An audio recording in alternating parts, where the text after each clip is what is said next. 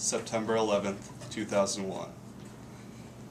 Lieutenant Colonel Scott David Baldwin took off from Burlington International Airport. 8:45, he was over Fort Drum, New York, preparing to drop bombs on a practice field.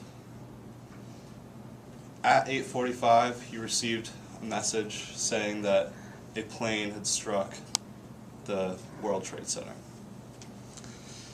It took him 30 minutes to land in Burlington, which was around 9:15. And for the next 4 hours or so, he was in a briefing room where he learned about the situation that was taking place in New York and how the World Trade Centers had collapsed. And at 1:30, his plane was prepared and he took off, and at 2:15 he arrived in New York City and prepared what they called a cap over the city for the next 9 hours.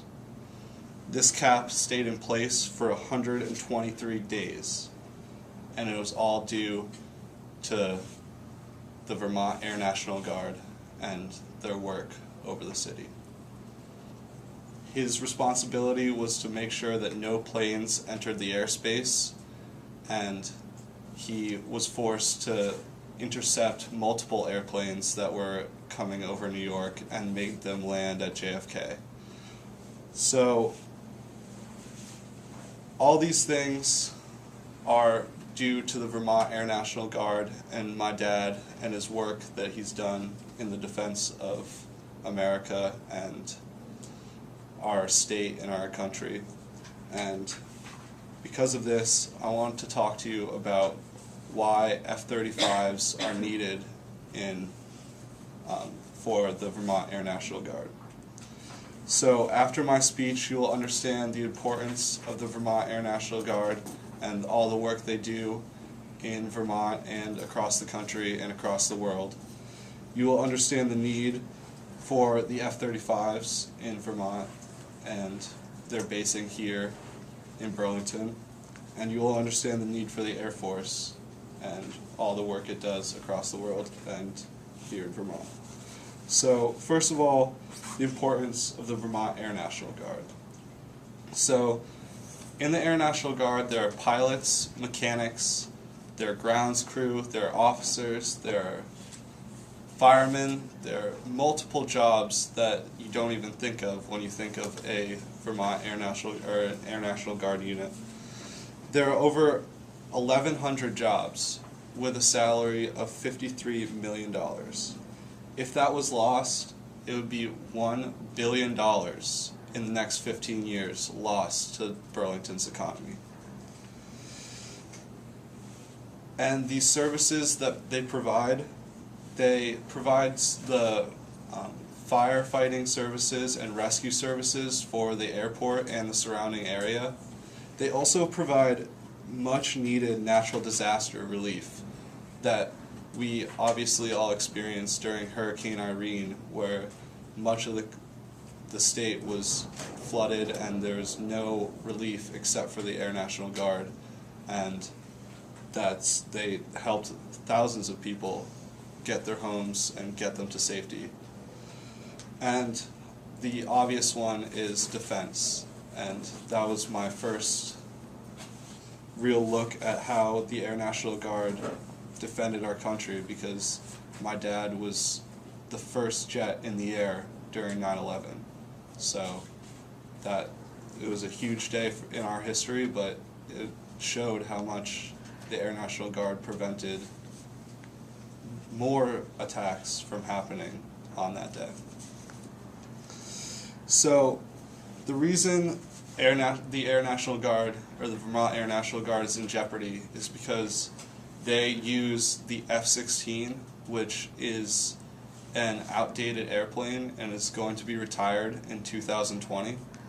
And without an airplane, the Air National Guard will have no mission and will basically be shut down like many bases across the country.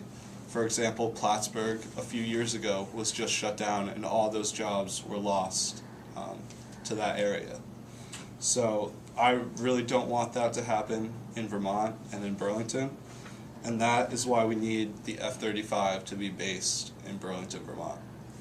The F-35 is a newer version of the F-16. It is a fighter jet with bombing capabilities, but it also it's quieter, faster, and stealthier, and it also has a much less environmental impact on the area that we live in. So based on these factors, it is just an improved aircraft for our area. And the opponents of the F-35 say that there will be a greater noise and which will reduce the housing, like the costs of housing, like the property values, because of this F-35 flying over and creating a lot of noise. And they use statistics which refer to a DNL line, which is the line where you can hear 60 decibels of the aircraft. Like, that's how far away you can hear 60 decibels. So all these things that they say about property values and noise, which will affect kids, are all completely untrue. And it's been proven over and over that the F-35 is actually quieter because on takeoff it does not have to use an afterburner, which creates a lot of the noise with the current F-16. So it will actually reduce noise in the long run over what we currently have. And in addition to that, the Vermont Air National Guard has pledged to take steps and procedures that reduce noise overall for the entire area, where they will fly at a higher altitude in all surrounding area except for landing and takeoff, obviously. And they'll also get to a higher altitude quicker because of these new airplanes that are more efficient when they take off. So after my speech, I hope you guys all know the need and the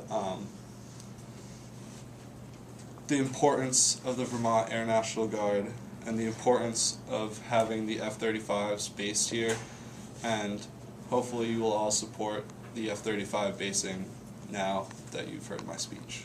Thank you.